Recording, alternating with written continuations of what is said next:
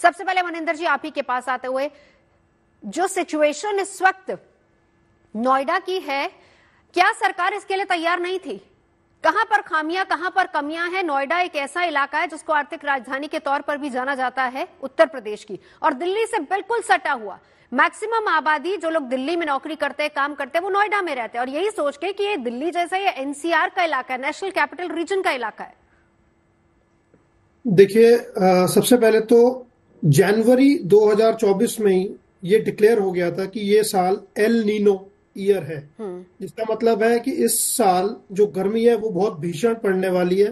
पिछले 17 साल का रिकॉर्ड कम से कम टूटने वाला है।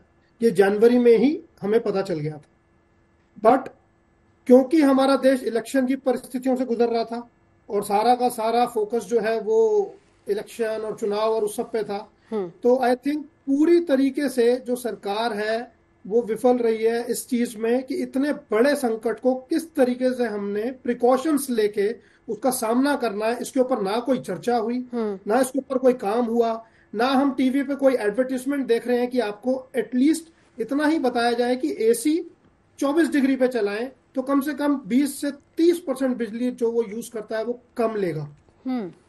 यही आप आज से 10 साल पहले, 15 साल पहले, 5 साल पहले देखेंगे तो ऐसी बहुत सारी नोटिफिकेशंस, बहुत सारी पब्लिक अवेयरनेस कैंपेन्स चलते थे जिससे हम इन चीजों का मुकाबला करते थे। ठीक है। बट आज ये सब चीजें नहीं हो रही हैं, जिसकी वजह से जो हमारे अर्बन कंक्रीट जंगल्स हैं जिसमें सबसे ज्यादा गर्मी है, वहां पे ये जो हम सारी चीजें देख रहे हैं, मतलब पिछले 30 मिनट से जो मैं आपका प्रोग्राम देख रहा हूं, मेरे रोंगटे खड़े हो गए हैं और मेरी आंखों में लिटरली आंसू हैं कि लोग किस तरीके से सरवाइव कर रहे हैं दिल्ली से सटी हुई जगह पे जो रह रहे हैं वो।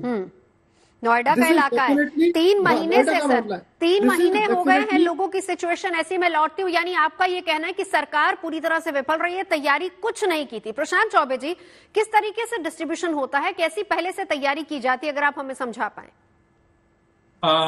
देखिए, ये सीवियर हीट वेव है जो इस बार हो रही है, और ये तात्कालिक कारण है जो हम समझ रहे हैं इनके होने का, लेकिन लॉन्ग टर्म है जो क्लाइमेट चेंज है, जलवायु परिवर्तन है, ये बहुत सीवियर है। और आज जो हम सिचुएशन देख रहे हैं दिल्ली में, आप देखेंगे 45 से 50 डिग्री का टेम्परेचर चल रहा है, 7,000 मेगावाट से ऊपर की कंटिन्यूस रिक्वायरमेंट पिछले 30 दिन से चल रही है। तो कोई भी किसी भी सिस्टम में इस रिक्वायरमेंट की वजह से बहुत इनॉर्मस लोड क्रिएट हो जाएगा, इंफ्रास्ट्रक्चर पे बहुत ज्यादा प्रेशर क्रिएट हो जाएगा, इसकी वजह से लोड शेयरिंग होगी और बाकी सारी जो समस्याएं वो समस्याएं निकलती हैं। तात्कालिक कारण है वो आपने बिल्कुल सही बताया जो थोड़ी देर पहले बोली कि दिल्ली में अर्बन हीट आइलैंड है, बिल्डिंग्स है, कंक्रीट है, जिसकी वजह से हीट रिटेंशन होता है। लेकिन जो लॉन्ग टर्म है उन पे अभी समय आ गया है जो जनमानस को सोचना पड़ेगा, और जो जलवायु परिवर्तन है उसके ऊपर ध्यान देना पड़ेगा, और जो जो जो हमारे बर्ताव है, जो हमारे बिहेवियर्स हैं सर, ये तो वो सारी बातें हुई जिसको लेकर हम चर्चा करेंगे, एनवायरमेंटलिस्ट से भी करेंगे। लेकिन मैं चाह रही थी कि अगर आप हमको समझा पाते। देखिए, मनिंदर जी ने क्लियरली कहा है कि तैयारियां जनवरी से शुरू हो जाती हैं,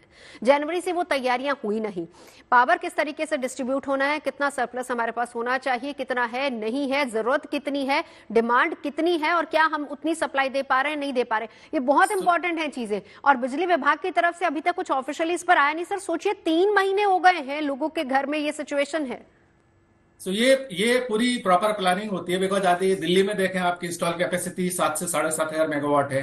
आपको पता है 50 डिग्री के आसपास टेम्परेचर जाना है और कंटिन्यूस आपका इंस्टॉल कैपेसिटी और पीक डिमांड बढ़ने वाली है। आपको पीपीएस वैसे करने पड़ेंगे, रिन्यूएबल एनर्जी के पीपीए आपको बढ़ाने पड़ेंगे, आपको अपना सब स्टेशन के लेवल पे, डिस्ट्रीब्यूशन के लेवल पे, ट्रांसफार्मर है, उन सबका इंफ्रास्ट्रक्चर है, उसको बहुत ज्यादा अपग्रेड करके रखना पड़ेगा। यदि वो सब नहीं होगा और लगातार यदि ऐसा सिचुएशन आएगा कि आपको 50 डिग्री का टेम्परेचर है, कंटिन्यूस डिमांड है, तो आपके सिस्टम के ऊपर प्रेशर हो जाता है। तो इसके लिए प्रॉपर प्लानिंग आपको करके रखनी पड़ेगी, और वो प्लानिंग में कहीं ना कहीं कमी लग रही है। प्रशांत जी, चर्चा जारी है हमारी, सुभाष जी भी हमारे साथ मौजूद है। एक रिएक्शन सुभाष जी, एक रिएक्शन, फिर उसके बाद मुझे ब्रेक लेना है, छोटा सा रिएक्शन।